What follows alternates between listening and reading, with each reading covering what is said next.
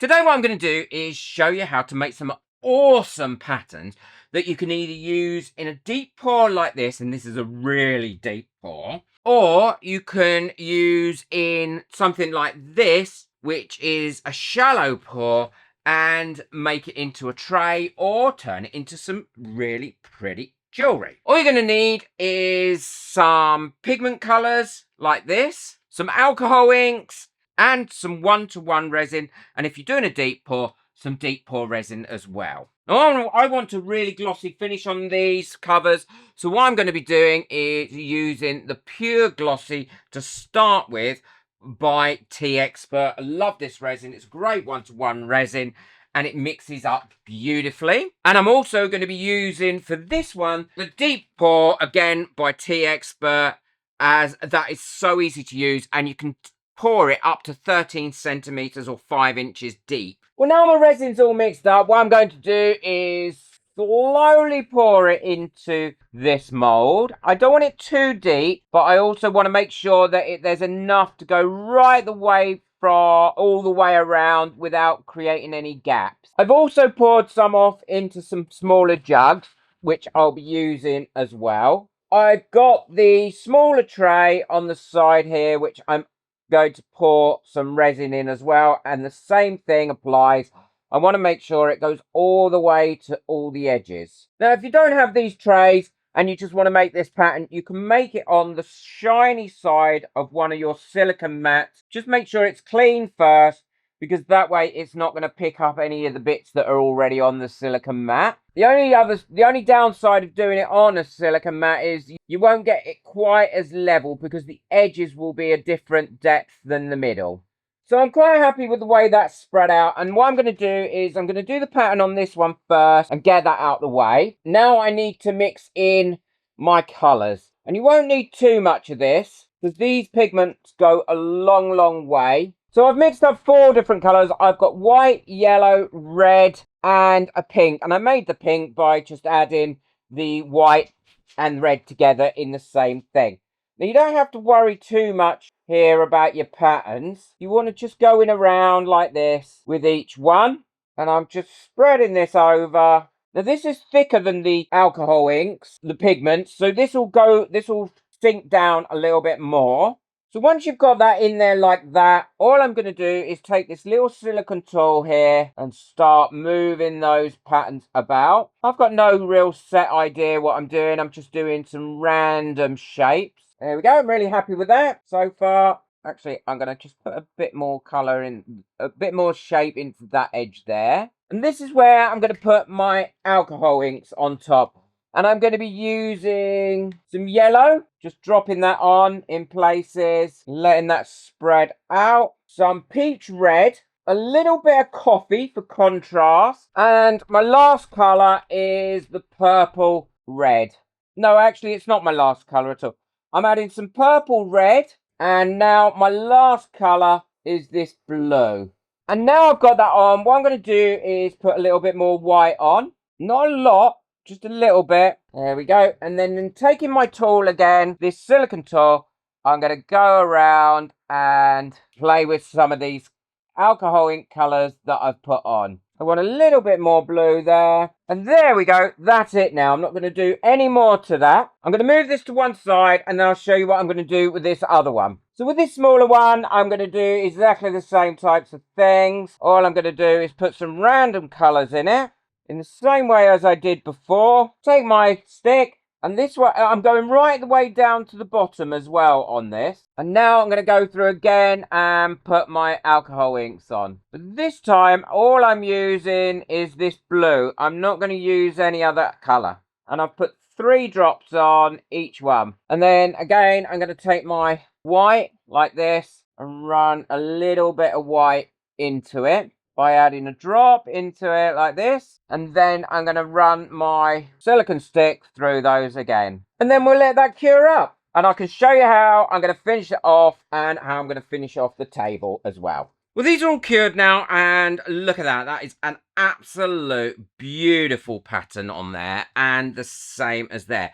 Now, they've only been curing for about 16 hours, so they're still a little bit soft, and that's how I want them, because I'm going to take this out of here and see which side I like the best. So you can see it's bending just a little bit, which is absolutely fine. Now, when you take it out of there, oh, I do quite like that side as well.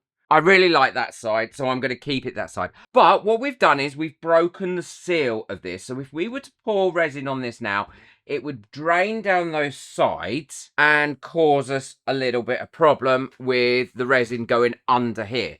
So what we can do to prevent that is good old Vaseline or petroleum jelly or whatever you want to call it. And we can smear a nice layer all the way around without any gaps and put it on here rather than on your mold, because as you push your resin back down, what you'll find is it'll take any of that extra that you've got on here and help double seal it. You could do this with coasters and all sorts of things, but if you don't do this, you will get leakage and an underpour, which is where the resin goes underneath and spoils it. And you don't need to use Vaseline, that's the brand name. You can use any petroleum jelly and it will work just as well. And when I've done this, I'm going to show you how you can make your casting, the other casting, into some great jewellery. It's also important as well, once you've done this and you've put your bit back in, that you clean it up nicely before you pour your next lot of resin. So I'm going to put that back in the way it was, like that. And now I'm going to push that down so it's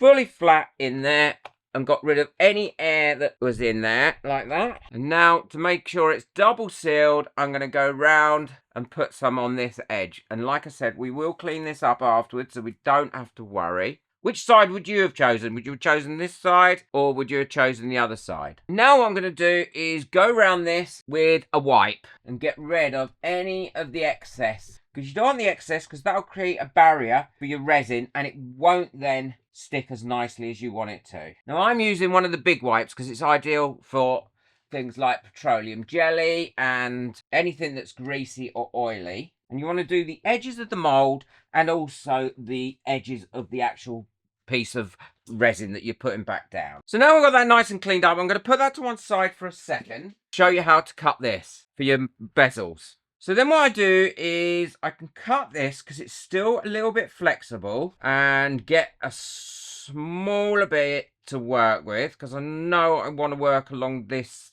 bit here. And now what I'm going to do is I'm going to heat this up. Now you can heat it up with a hairdryer, you can put it in your curing machine, you can use lots of different ways to heat this up so it's really, really nice and flexible. And I'm going to do mine in my curing machine and probably put it in there for about 30 minutes, maybe a bit longer.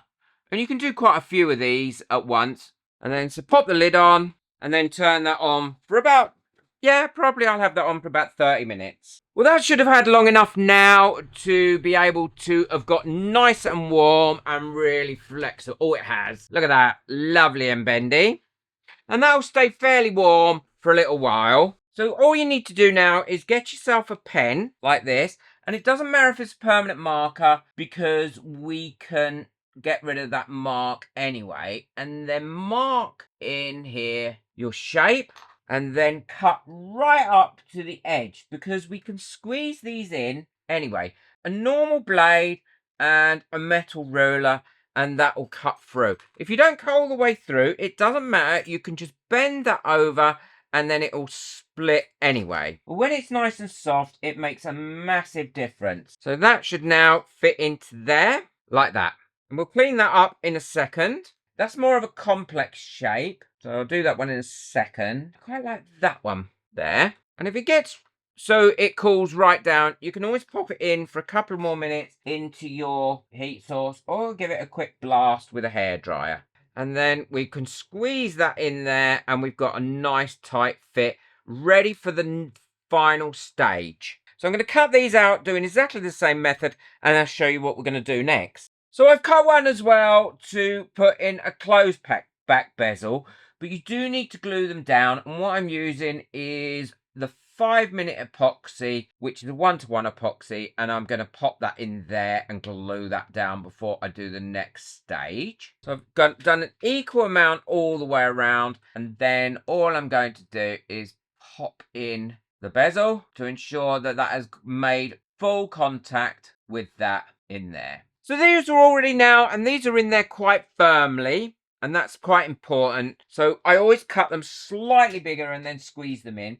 And now what I'm using is a high viscosity UV resin, and I'm going to dome these up. Now, I like my UV resin to actually go over to the edge of the bezel. So what I take here is a micro brush that I've taken the little bit of fluff off, and then I will bring that over that edge like that until it's on that edge. You don't have to do this. You can have it where it's domed without putting it on the edge. And then when you're happy with that, what I do is I stick a little bit in the middles, and that gives it that extra little bit of dome. Go over it with a long neck lighter, burn off any of those little bubbles that have come up to the top, and then I cure it up. You can cure up several at a time. You don't have to do one at a time. Then once that's fully cured, I can flip it over and then dome the other side, because then you've got a double-sided piece. So they're all done now, and I think they'd come out really pretty. It'd be very hard to get anything, those sort of patterns in there in any other way, really. And like I said, they are all double-sided. So that's those four. Here's the one with the closed back bezel. That has come out very pretty as well. I hope you've enjoyed those. They have come out really, really pretty. And look, again, as I said, they're all double-sided. And they've got a great dome on them, both sides. That's why I love doming with the high viscosity UV resin. And I'm sure they will sell very, very well. So let's get to the other piece. So what I'm going to do now is mix up my deep pour resin as I showed you before. So when you're mixing this up, it's really important to do it by weight. And it's for every 100 grams of part A, you use 50 grams of part B. So it's a 2-to-1 mix. When you've got that out, it's really important to mix this thoroughly. And I'm going to mix this for about 7 minutes, or until I'm really happy that it's mixed. And you can see when it's mixed because you've got like these smeary bits going through it. And when it's fully mixed, it will be perfectly clear. Now, we don't have to worry about bubbles or anything with this because it will release over the next 24 hours, because this will take probably about 48 hours, maybe a little bit more, to fully cure. So now what we've got is our resin mixed up, and now I'm going to add some black to this because I want it to be a black base, and then mix that in until I'm happy that that's all mixed in nicely and that's giving a really opaque finish. And now all I'm going to do is pour this in until I've got it to the depth that I want it. And all those bubbles that are in there, what'll happen is they will start to come up to the top and burst. Then in about 2 hours time, I'll go over it and get rid of any of them with a long neck lighter. Now this is all nice and cured. It's been curing for just over 48 hours. I can take it out of its mold. Oh, look at that. And putting the Vaseline around it really does prevent any of that leakage getting down in and underpouring on this if you've removed it. It's such a great little tip. And then all you need to do is to take a wipe and there we go. We have got an absolutely beautiful table. I can't tell if you can see the depth of that on the camera, but it really has got a lot of depth to it. And then what I'll do is I will put some legs on that, and I've got a couple of videos on that. I'll link one after this because it really does make a difference. And that is not a massive table. It's not a massive thickness, but it is a really pretty pattern. Beautiful. I'm so pleased with that. So I hope you've enjoyed that video, and it's a great way to get some wonderful patterns that are really pretty, and also how to use it to make yourself some unique and beautiful jewellery pieces. Check the video I've got coming up next on a different table I made using a similar technique. Boot that like button, hit that subscribe button, but most of all, enjoy your resin. Take care. Bye.